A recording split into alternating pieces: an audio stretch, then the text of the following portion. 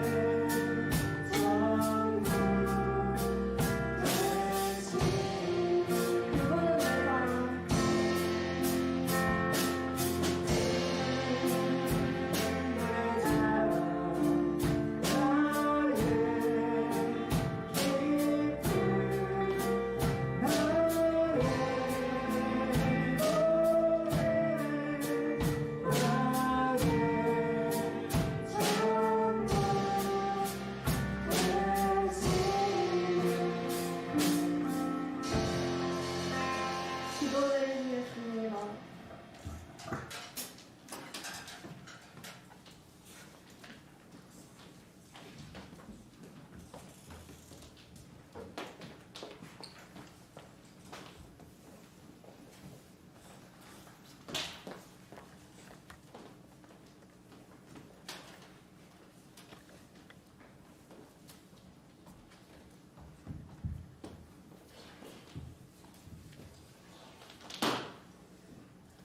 사랑의 하나님, 주님의 은혜에 감사합니다. 오늘도 복된 주일을 저에게 허락하여 주시고 주님의 사랑하시는 귀한 자녀들과 우리 선생님들과 그리고 전사님이 주님 앞에 예배를 올려드립니다.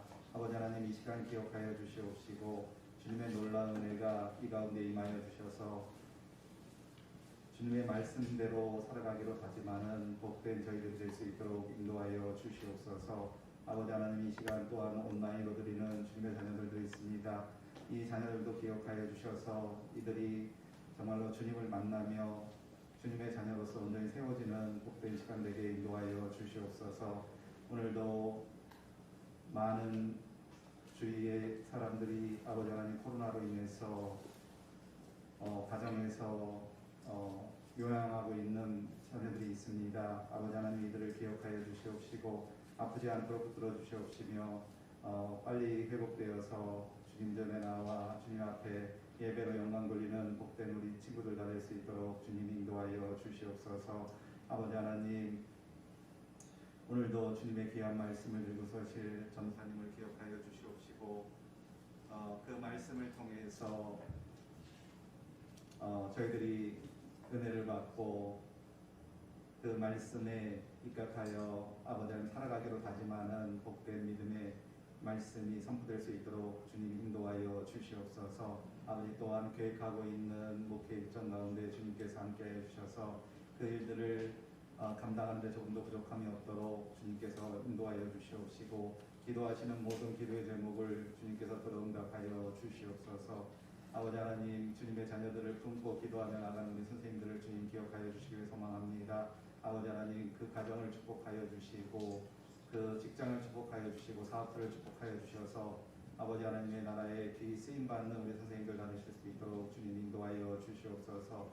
오늘 예배 가운데 주님 홀로 영광 받아 주시기를 간절히 소망합니다. 이 모든 말씀 우리 주 예수님 이름 받들어 간절히 기도드립니다. 아멘.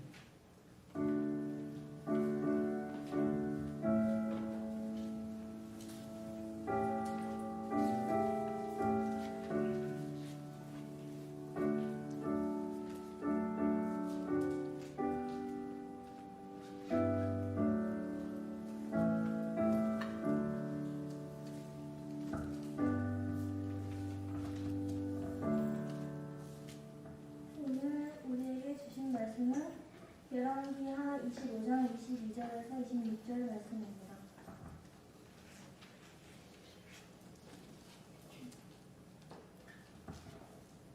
교독하시겠습니다. 유다 땅에 머물러 있는 백성은 곧 바벨론 왕 느부갓네살이 남긴 자라. 왕이 사돈의 손자 아히감의 아들 그달리아가 가난하게 하였더라.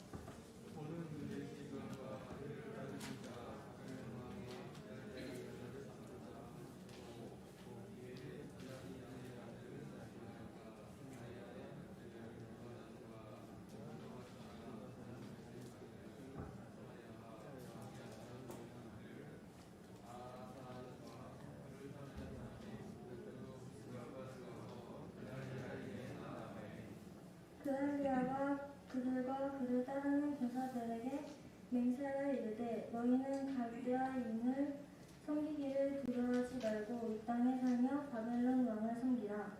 그리하면 너희가 평안하리라 하니라.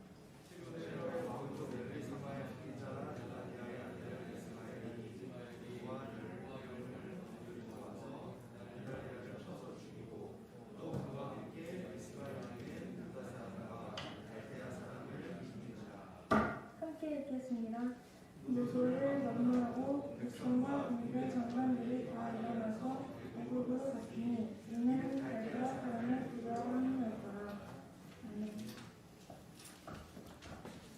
기도하겠습니다.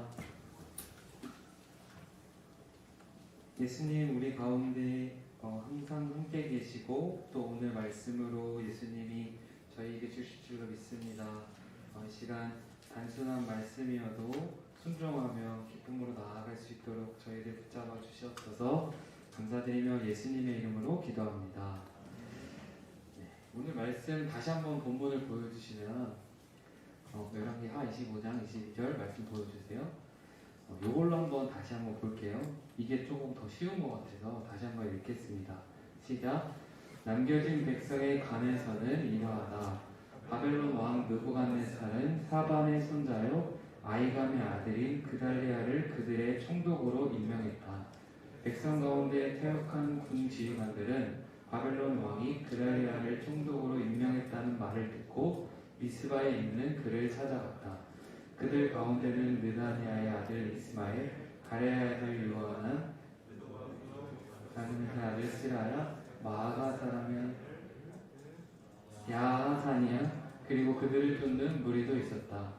그달리아는 지휘관과 부하들을 안심시키며 이렇게 약속했다. 바벨론 관리들을 두려워하지 마시오. 여러분은 육지와 가정으로 돌아가 살면서 바벨론 왕을 섬기시오. 그러면 모든 것들이 다 잘 될 것이오. 얼마 후에 일곱째 달이었다. 엘리사마의 손자 느다니아의 아들인 이스마엘이 몇 명을 데리고 가서 그달리아와 유대인 반역자들과 미스바에 와 있던 바벨론 관리들을 죽였다. 피해 사륙이었다. 그러나 그 후에 바벨론 사람들에게 당할 일이 두려워 높은 사람 낮은 사람 할 것 없이 지도자와 백성이 모두 이집트로 피신났다. 전사님이 먼저 설명을 드릴게요. 히스기야가 철저하게 기도하고 그래서 남유다가 겨우 살아남았는데 이제 유다가 결국엔 망한 본문이에요. 남유다가 결국 망했는데 바벨론 왕이 이제 꼭두각시 왕을 그달리아로 세운 거예요. 그러니까 퇴역한 군인들이 꼭두각시 왕을 죽이려고 한 거죠.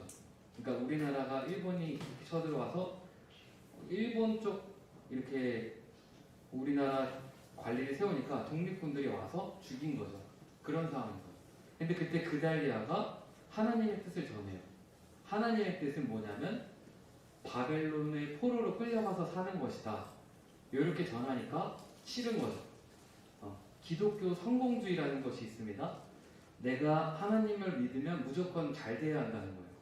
아니 전능하신 하나님을 믿으니까 무조건 잘 돼야 해. 근데 신앙생활을 하다 보면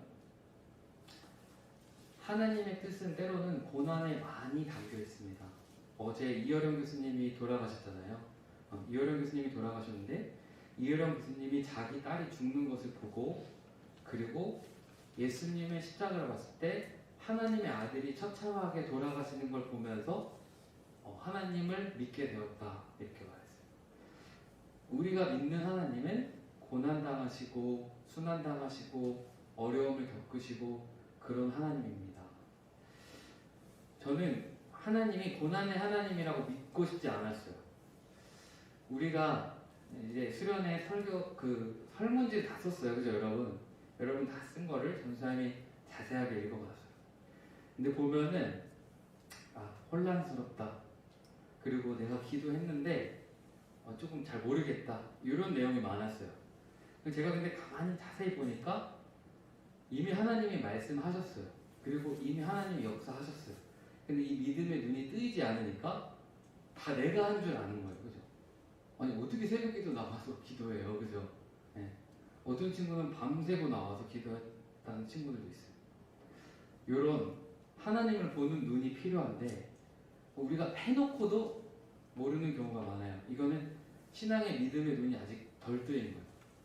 C.S. 루이스라는 교수님이 하나님의 세계를 어떻게 말하냐면 내 방 옷장을 열면 그 안에 있는 영적인 세계라고 말했어요. 우리가 일상을 살면서 하나님을 보는 눈이 반드시 필요해요. 그걸 반드시 알 필요가 있어요. 제가 한 학생의 그 설문지를 좀 읽어드릴게요. 제가 봤더니 하나님이 역사하셔도 잘 모르는 것 같아요. 그래서 지금 조금 설명을 드리려고. 사실 수련회에 오기 전에 고민이 많았습니다. 학교 행사를 준비하는 회의에 참석해야 했는데 수련회 일정과 겹쳤기 때문이었습니다.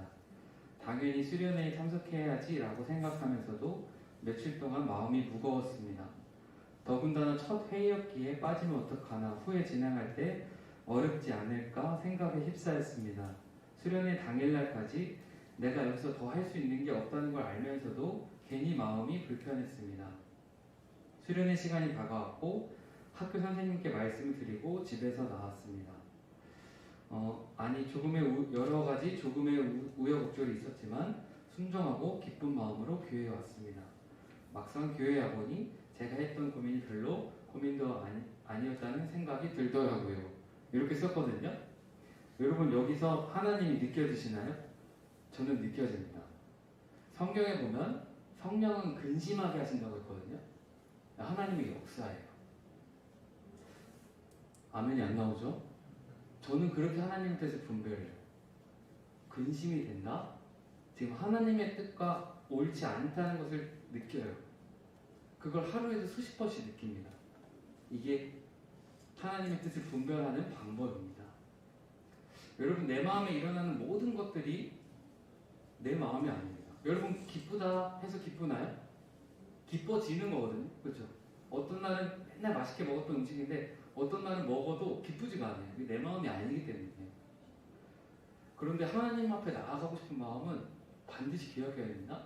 성령이 주시는 근심하는 마음이 있을 때 그것도 하나님 주는 마음이에요. 아시겠죠? 아멘이세요? 이렇게 하나님의 뜻을 분별하다 보면 아주 큰 문제도 쉽게 순종할 수 있는 믿음이 생길 줄로 믿습니다. 여러분 너무 잘하고 있어요. 너무 잘하고 있으니까 계속 근심하다가 사단에게 지지 말고 그것을 분별하여 순종하고 이제 학기가 시작되면은 그것을 계속 매일매일 훈련하게 된다면 하나님과 기쁘게 교제할 수 있을 줄로 믿습니다. 여러분 어떻게 보면 이 학생은 하나님의 강력한 부르심에 이끌려 온 거예요. 성령의 근심하심 때문에 짓눌리다가 온 거예요. 이게 하나님의 뜻이에요. 하나님의 뜻은 멀리 있지 않아요. 하나님의 뜻은 내 마음에 있어요. 하나님이 여기 안에 계시니까 근심했다가 기뻤다가 좋았다가 계속 그러는 거죠. 그렇기 때문에 그걸 계속 분별해야 합니다. 한번 따라해 볼까요?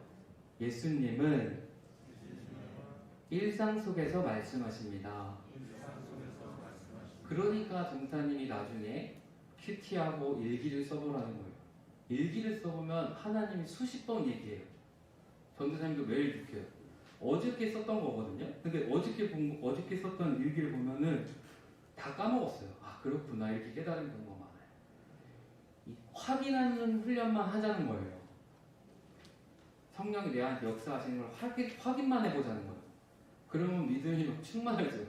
아 이렇게 말씀하고 계시는구나. 여기 중에 예수님 믿는 사람 한 명도 빠짐없이 계속해서 말씀하고 계세요. 근데 그것을 훈련만 하면 된다 이거죠. 오스왈드 챔버스 목사님이 말씀하셨습니다. 보여주세요.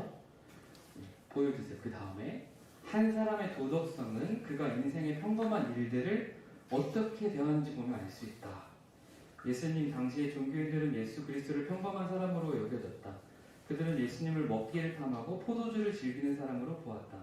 주님의 삶은 너무나 평범해서 사람들에게 특별한 관심을 끌지 못했다. 그분은 무시당했으며 중요한 사람으로 대접받지 못했다. 사람들은 주님의 심오함을 보지 못했던 것이다. 사람의 심오함은 그가 혼자 있을 때 얼마나 하나님과 깊은 사귐을 갖는가 하는 것이다. 하나님께서 우리 삶의 심오함을 사람들 앞에 드러내시기까지 우리는 자신의 심오함을 드러낼 필요가 없다. 우리의 평범한 삶의 영역은 다른 사람들과 함께 현실 속에서 표면적으로 사는 삶을 말한다. 영적인 삶의 시험은 하나님을 위해 평범한 삶을 어떻게 살아가느냐 하는 것이다. 오스왈드 챔버스 목사님은 이집트 자이툰 부대에서 잠깐 거주하는 부대에 있었어요. 약간 아픈 병사들이 왔다가 쉬는 군목이었어요. 군목이니까 군인들한테 설교할 때 전쟁에 나가서 그 일상 속에서 하나님 분별해야 한다 얘기를 한 거죠. 우리는 거의 전쟁을 치르고 있어요. 입시 전쟁을. 그때 하나님이 말씀 안 하실까요? 저는 분명하게 말씀하신다고 믿습니다. 여러분 이거를 절대 잃어버리면 다 잃어버리는 겁니다. 아무리 바쁘고 힘들어도 잠깐이라도 주님을 바라보면서 기도하면 주님의 음성이 분별이 돼요. 여러분 꼭 그렇게 하게 되시기를 바라요. 혼자 살지 말고 내 마음에 계신 주님을 깊이 바라보기를 바랍니다. 우리가 너무 평범해서 하나님을 못 느끼는 것이 아닙니다. 너무 평범해서 하나님이 나와 함께 계시지 않는다고 오해하기 때문입니다. 하나님은 평범한 일상 속에서 말씀하고 계십니다. 아주 한 끗 차이인데 이게 진짜 훈련이 되어야 돼요. 주님이 학교에서 나를 이끄시고 독서실에서 나를 이끄시고 운전하시는 분은 운전대에서 나를 붙드시고 저는 항상 책상에 앉아있는데 저 작은 골방에서 전능하신 하나님이 이 아이들에게 인생에 아주 중대한 말씀을 하실 거라는 것을 믿고 제 작은 저희 가난한 집에서 그렇게 생각을 합니다. 그 믿음이 없다면 도무지 설교할 수 없고 사역할 수 없습니다. 그거 하나 때문에 설교할 수 있고 살아갈 수 있다는 생각이 듭니다. 여러분이 공부할 때 반드시 믿어야 합니다. 막 여러 가지 훈련이 필요한 게 아니에요. 단순하게 믿는 거죠. 내 안에 계신 예수님, 나를 축복하시고 인도하고 계신다. 그리고 오해하지 말고 주님을 바라보는 거. 조카에게 물어봤어요. 소진이 둘째 5살짜리한테 소진아 예수님 어떤 분이셔? 그랬더니 예수님은 띠따가에서 돌아왔대요. 시험 발음이 잘 안 돼가지고. 그치? 그래서 오 잘 배웠다. 소진아 예수님이 죽으셨다가 다시 부활하셔가지고 천국에 올라가시고 우리 마음에 오신다고 약속했어. 그래서 예수님은 우리 마음에 있어. 이렇게 얘기해 줬어요. 그랬더니 이제 소진이가 들은 거예요. 그래서 제가 뭐 확인해 봤어요. 소진아 예수님 어디에 계셔? 그랬더니 예수님 여기 마음에 있대. 그래서 소진 막 뛰어놀다가 제가 소진아 불렀어요. 그때 딱 네 그러길래 소진아 예수님 어디에 계셔? 그랬더니 저한테 딱 오더니 여기 내 마음속에 있잖아 이러고 딱 하는 거예요. 쑥스러운 거예요. 그때부터 진짜 믿은 거죠. 근데 제가 그 얘기를 너무 좋아서 다시 물어보고 다시 물어볼 때마다 뛰어놀다가 귀찮으니까 계속 그러는 거예요. 근데 제 마음속에 엄청난 성령이 주시는 기쁨이 있으면서 잘 복음을 전했다는 하나님의 칭찬을 들었어요. 여러분 친구들에게 전도하는 게 아무것도 아닌 게 아닙니다. 그냥 단순하게 전하는 거예요. 예수님이 널 사랑한대. 우리 교회 오면 예수님 만날 수 있대. 그리고 예수님이 우리 마음에 오신대. 우리 전쟁 같은 일상 속에 주님이 주인 되어 주신대. 이렇게만 전도하면 아멘하고 받는 아이들이 있다니까요. 저는 그냥 전도했어요. 길거리 가다가 버스 정거장에서 예수님 믿으세요? 이렇게 물어보면 가끔씩 열매 맺는 경우가 있어요. 대단한 일이 아니고 아주 작은 일상의 주님의 뜻을 분별하다 보면 보이기 시작해요. 학생들의 설문지를 봐도 영적인 상태가 분별이 돼요. 어떤 학생들은 설문지에 난 죽어도 하나님 안 믿는다고 이렇게 쓰는 학생들도 꽤 있어요. 이 안에도. 그런데 재밌는 건 자기가 느끼고 있어요. 하나님 계시다는 걸 좀 알고 있어요. 저는 그게 보여요. 그렇기 때문에 우리는 주님을 알아갈 필요가 있다는 거예요. 소설가 박완서 씨는 아주 어려운 고난을 겪었어요. 아들이 죽은 거예요. 한 말씀만 하소서라는 책. 제가 한 꼭지를 읽어드리겠습니다. 아들이 죽었습니다. 이건 소설도 아니고 수필도 아니고 일기입니다. 훗날 활자가 될 것을 염두에 두거나 누가 읽게 될지는 모른다는 염려 같은 것을 할 만한 처지가 아닌 극한 상황 속에서 통곡 대신 쓴 것입니다. 88년 여름 아들을 잃었습니다. 5 자식 중에 하나였지만 아들로서는 하나밖에 없는 자식이었습니다. 그 최초의 충격을 어떻게 넘기고 아직도 목숨을 부지하고 있는지 잘 모르겠습니다. 통곡하다 지치면 설마 이런 일이 나에게 정말 일어났으려고 꿈이겠지? 하는 희망으로 깜빡깜빡 잠이 들곤 했던 게 어렴풋이 생각이 납니다. 9월 12일 일기예요. 나는 베란다 난간에 매달려 더욱 눈물을 쏟았다. 그러나 소리를 내진 않았다.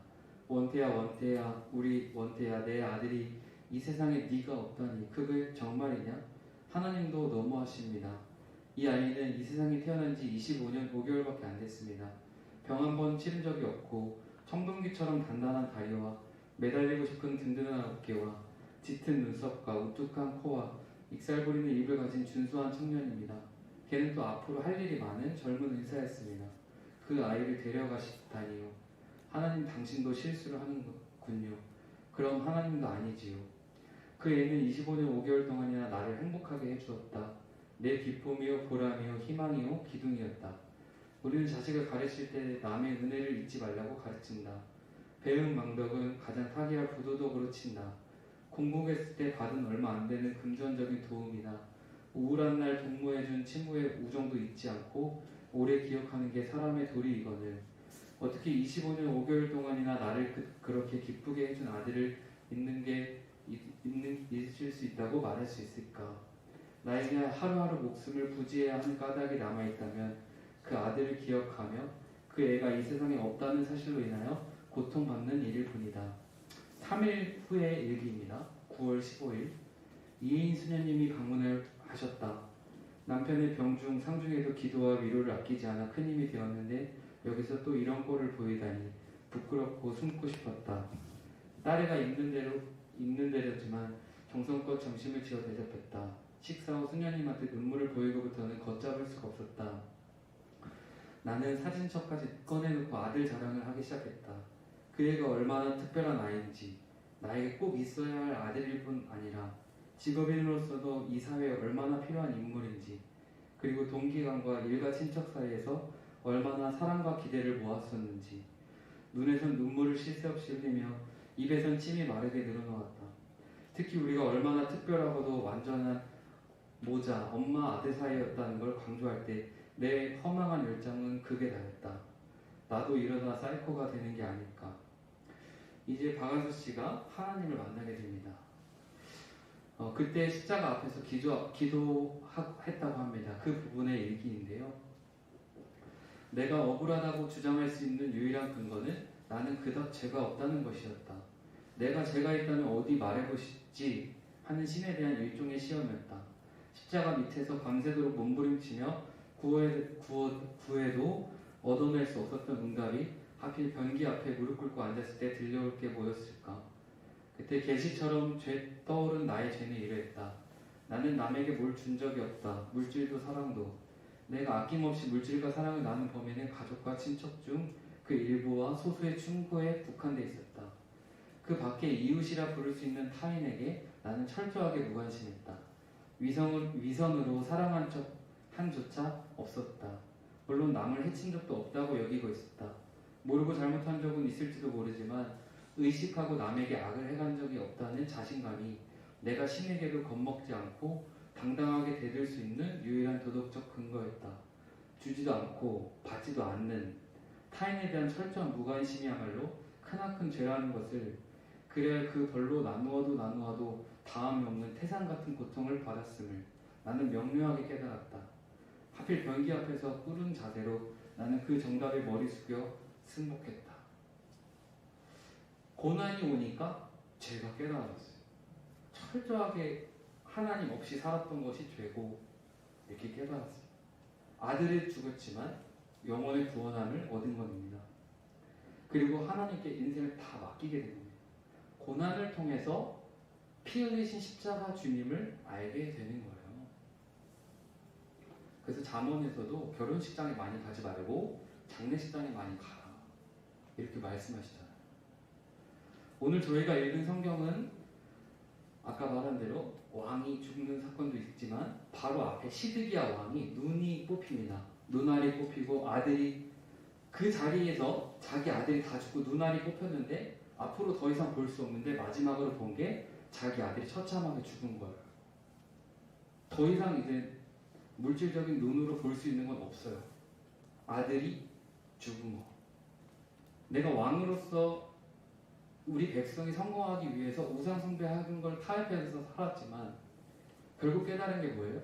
하나님을 섬기지 않고 하나님만으로 만족하지 못한 삶이 전부라고 살았던, 그렇게 내가 왕이니까 우리 나라가 부강해야 하니까 막 이렇게만 했던 사람들에게 마지막 보이는 게 자기 아들 다 죽고 자기 눈알이 뽑힌 이 현실을 성경은 그대로 기록합니다. 여러분, 우리가 불행한 이유가 뭘까요? 내가 왕이라고 생각하고 내가 가진 것으로 행복할 수 있다고 믿고 하나님 없이 살고 있기 때문이 아닐까요? 내가 언제 남을 위해 사랑을 하려고 노력해 본 적 있을까요? 이번 주 한 주 동안에 정말 내 행복이 아니라 나의 이익과 상관없이 그 이웃을 위해서 내가 헌신한 적이 있을까요? 잘 없다는 거예요. 성경에 눈에 뽑힌 시드기야를 보면은 왜 하나님이 우리에게 기도 응답하시지 않고 고난을 주시는지 단서가 나와요. 왜 하나님은 우리 삶을 이렇게 어렵게 하고 고난을 주실까? 왜 그럴까요 도대체? 하나님이 응답을 지연하신 이유가 무엇일까요? 한번 앞에 보세요. 답 주세요. 응답을 길게 안 주시는 이유는 결국에는 우리가 몸부림치다가 하나님 말씀만을 사모하게 하시려는 거예요. 결국엔 그래요. 잘 이해가 안 돼서 한번 들어보세요. 저는 그 단서가 3개가 있었어요. 첫 번째는 성경에 보면 하나님이 이 땅을 황폐하게 하시면서도 농부를 남겨두시고 가세요. 완전히 망하기를 원하시지 않는 거예요. 이 땅을 계속 유지하기 원하시는 거예요. 두 번째는 남은 자들 중에 예레미야 선지자가 있다니까요. 선지자는 말씀을 대언하는 자예요. 포로기를 가고 가난한 사람들만 나오는데 거기에 선지자를 두셨다니까요. 말씀하시겠다는 거죠.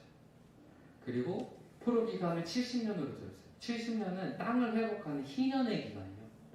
이때는 땅도 다 회복되고 노예들도 다 신분이 다 회복되는 시간이에요. 70년의 포로가 있어요.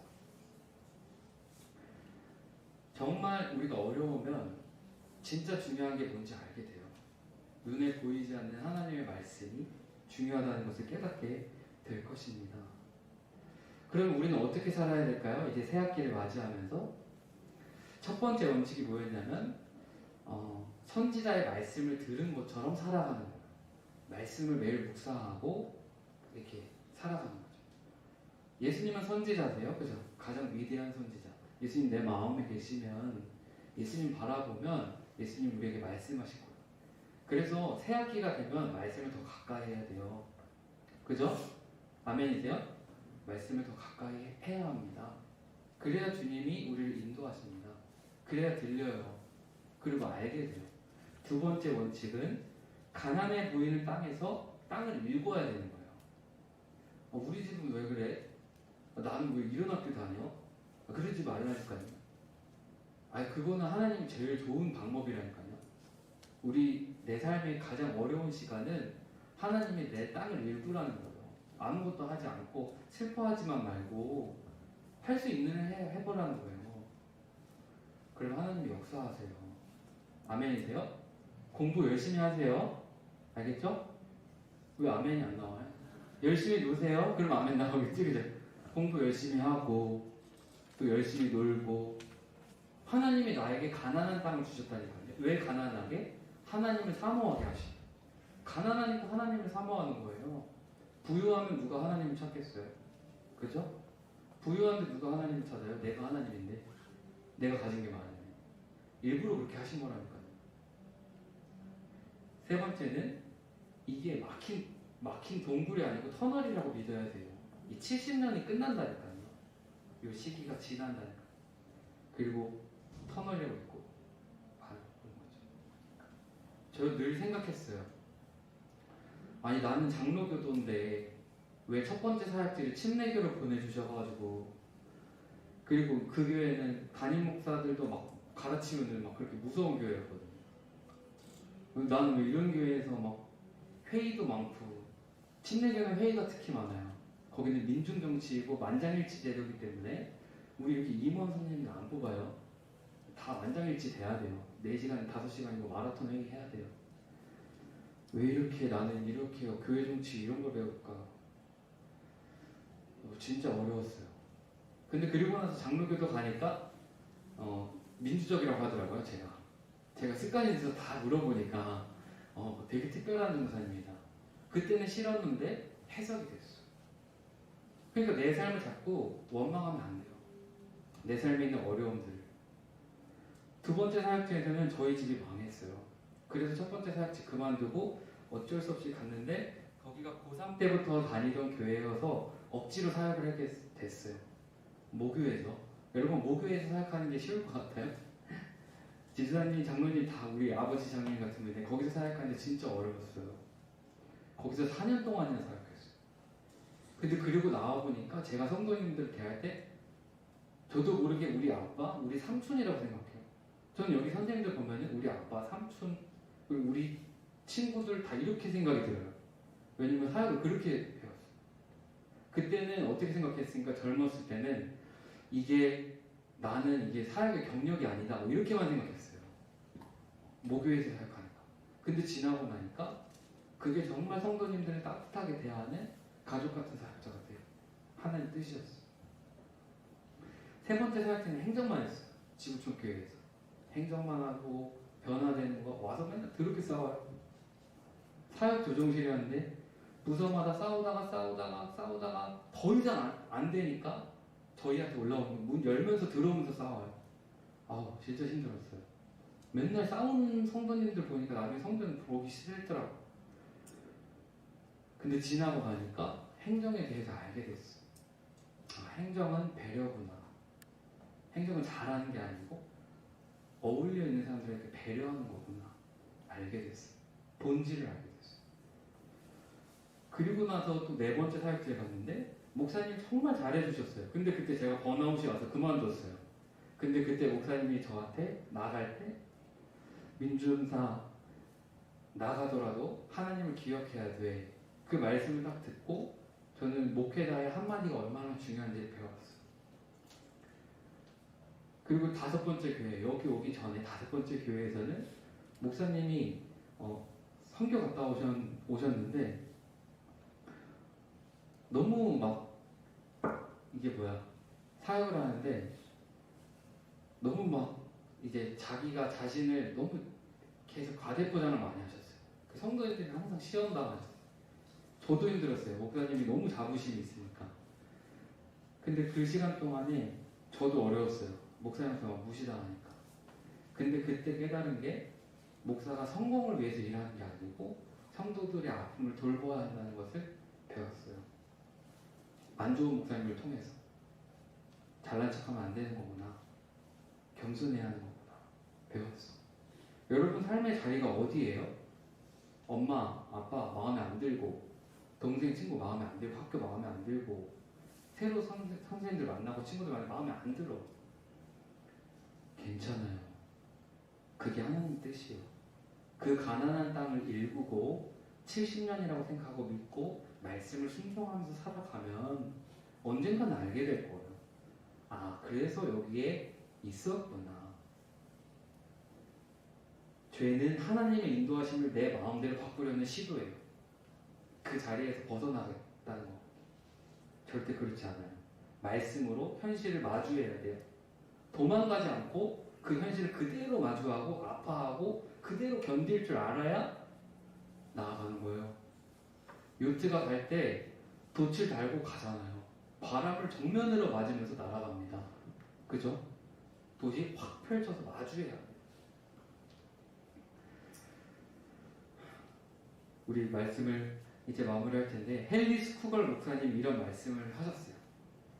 볼까요? 한 영혼의 가치와 탁월성은 그가 사랑하는 대상을 보면 알 수 있다. 조금 힘들다고 공부를 최우선으로 삼지 마세요. 공부는 잠깐 하는 거잖아요. 예수님을 계속 만날 뿐입니다. 예수님을 바라보고 예수님을 사랑하고 죄를 이기는 생활을 하게 되시길 바라요. 우리는 정말 소중한 사람들입니다. 우리 가운데 어려움을 주시는 이유는 주님만을 바라보게 하시기 위함입니다. 제가 저 문장을 이렇게 바꿔봤어요. 보세요. 다 같이 한번 읽어볼까요? 시작. 나의 가치는 오직 내가 사랑하는 예수님께만 달려있다. 다시 읽어볼까요?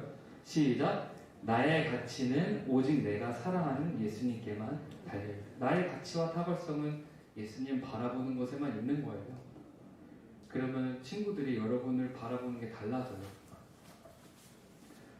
공부 안 된다고 좌절하지 맙시다. 꿈이 없다고 좌절하지 맙시다. 그 자리에서 하나님은 놀라운 일을 하십니다. 그 자리에서 하나님은 놀라운 미래를 보여주십니다. 그 자리에서 땅을 갈구던 그것 때문에 그게 내 은사가 되고 탤런트가 되고 그 가난한 동료가 나를 가장 돕는 사람이 됩니다. 아멘이시죠? 그래서 이번 한 주 동안에 정말 모든 상황 속에서 아우 짜증나 이러지 말고 주님이 원하시는 게 뭘까 물어보세요. 알겠죠? 무조건 감정대로 하지 말고 물어보시고 기도하시고 또 이제 말씀 묵상 훈련반 2기생 3기생 모집합니다. 어렵지 않아요. 그냥 내 안에 계신 주님을 확인하는 거니까 반드시 지원하셔서 우리가 하나님의 말씀을 경험했으면 좋겠습니다. 오늘은 말씀 묵상 마무리하고 전부라는 찬양을 함께 하려고 합니다.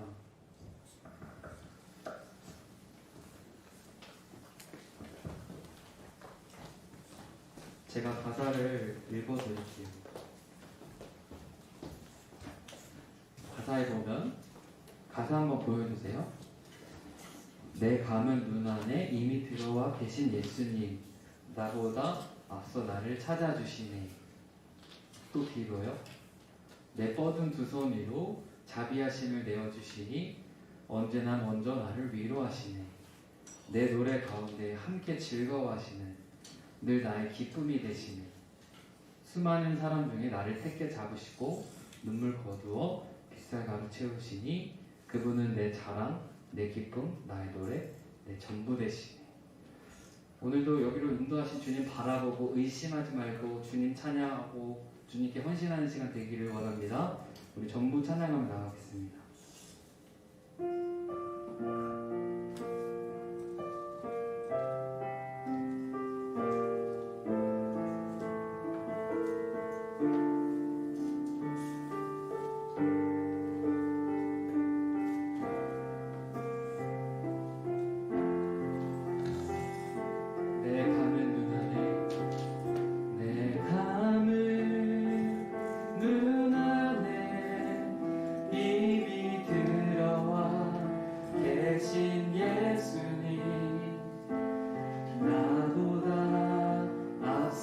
나를 찾아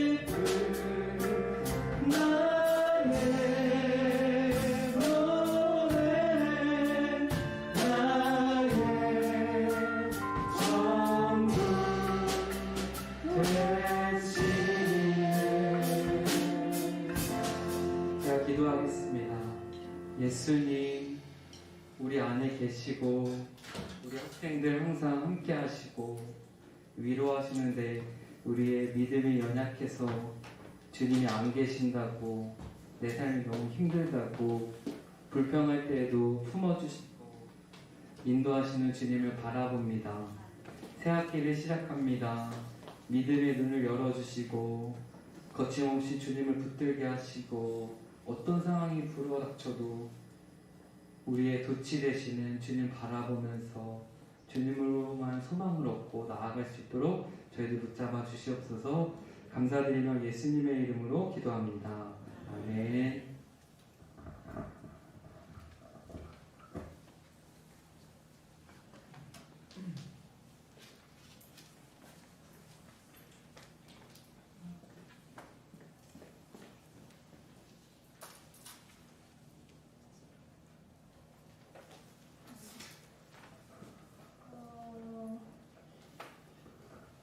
상대하는 예배는 주일 오전 9시에 59명이 참석하랍니다.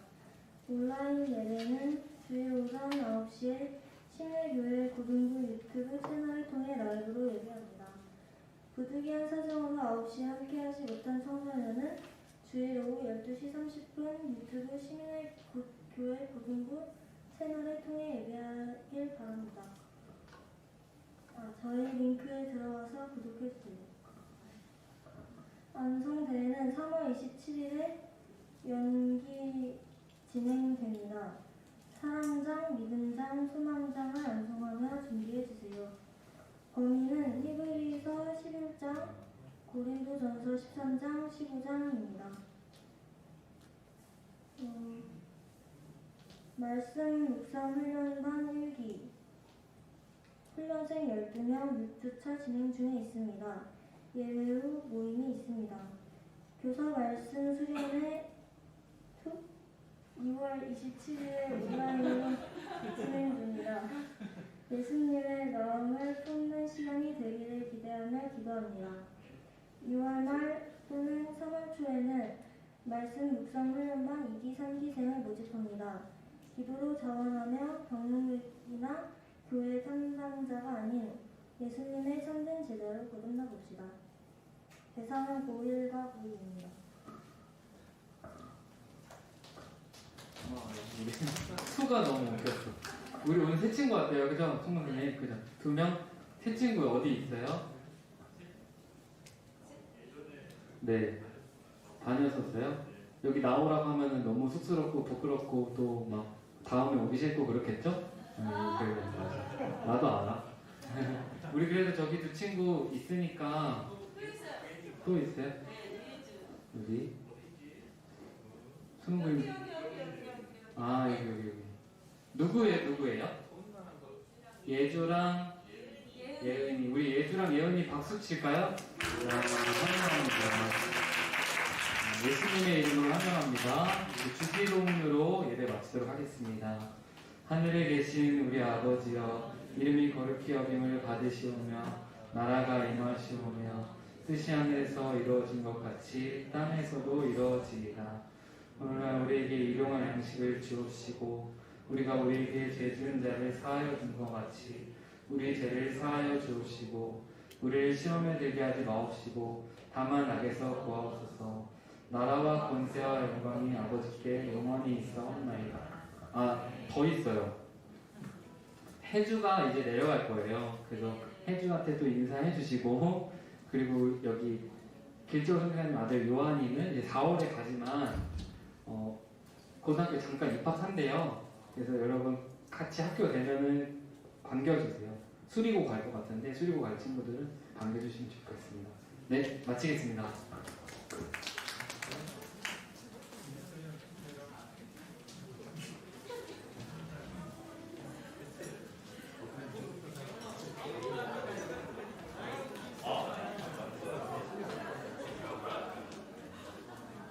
오늘 따로 공과는 없고요. 선생님들만 회의하겠습니다. 그 다음에 예주랑 예은이는 잠깐 전도사님 만나고 가겠습니다.